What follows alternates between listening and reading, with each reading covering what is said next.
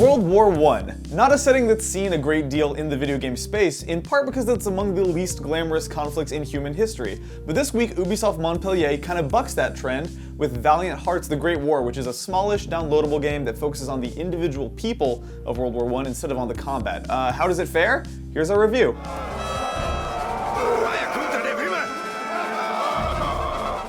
Valiant Hearts is an intriguing idea for a game, for sure. World War I is woefully underexplored territory in games, and an adventure game seems like maybe the perfect angle to explore it from. The game says it is, quote, freely inspired by the events of the Great War, but more specifically, the story is built out of details taken from actual letters sent during World War I, woven together into an interconnected, multi-perspective story.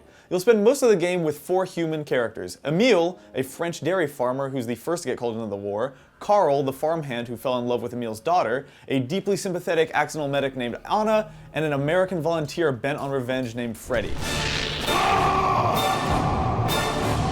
Each of the characters in Valiant Hearts has a context-sensitive ability, but largely they play exactly the same. Their value comes from the separate perspectives they bring on the war, not necessarily gameplay differences. And then of course there's the adorable dog companion, who joins each character at various points in the game and can be used to retrieve, distract, and otherwise solve puzzles. Because let's be clear, this is a puzzle game. Most of your time in Valiant Hearts will be spent solving various puzzles all over Western Europe in order to progress. Now, because World War I was not a war about puzzle solving, it shouldn't be surprising that many of these feel somewhat contrived.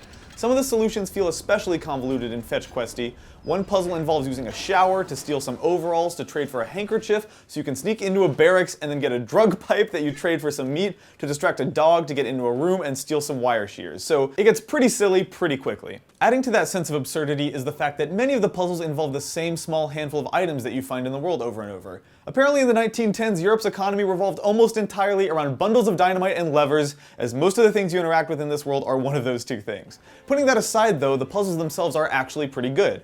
With a couple of quirky exceptions, the puzzles are clever, well-balanced, and exactly the right difficulty.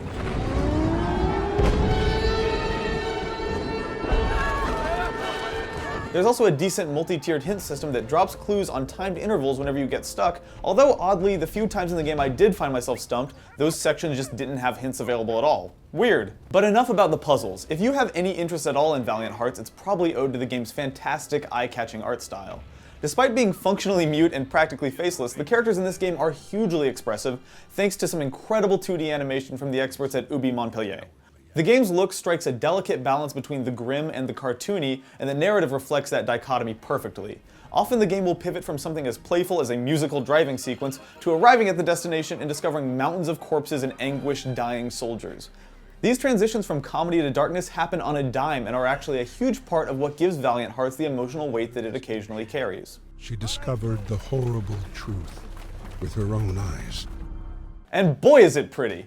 Generous use of layered parallax scrolling lend the game's backdrops a phenomenal sense of depth, and battlefield scenes wind up looking almost like gorgeous little living papercraft dioramas. The game also makes great use of a picture-in-picture trick we haven't really seen in this engine before, displaying gameplay-relevant or narratively relevant action that would otherwise be off-screen, an effect that actually adds a lot to an already very cinematic game. The game plays well within its limited color palette too, so when the splashes of color do come, they bring a distinct impact. Still, for all its visual impressiveness, Valiant Hearts is not quite as polished as the studio's 2 latest Rayman games. Occasionally, Ubisoft's reach exceeds their grasp a bit, and the camera comes a bit too close to certain elements, showing the limits of the art and/or the engine. Likewise, there are all sorts of small but noticeable graphical glitches in just about every stage of the game. Still, these hiccups are rarely game-breaking, and maybe it's not quite fair to hold a game of this size and price to the standards set by a full retail release like Rayman. The music, too, is great. Fantastic piano compositions by Ian Livingstone combined with soaring orchestral work and occasional upbeat period music all work together to give this game the exact vibe that it ought to have.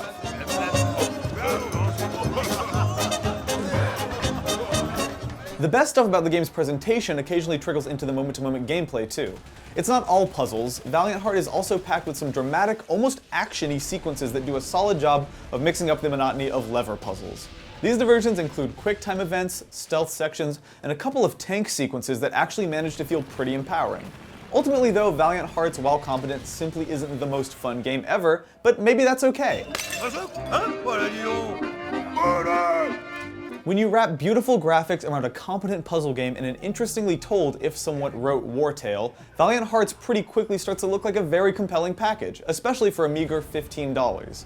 It's a game that, in its best moments, feels like playing a beautiful cinematic cartoon, and in its worst moments, still feels like playing a pretty decent puzzle game. Put differently, Valiant Hearts is a good but not great puzzle adventure elevated by its unique setting, great soundtrack, and above all, fantastic visual presentation.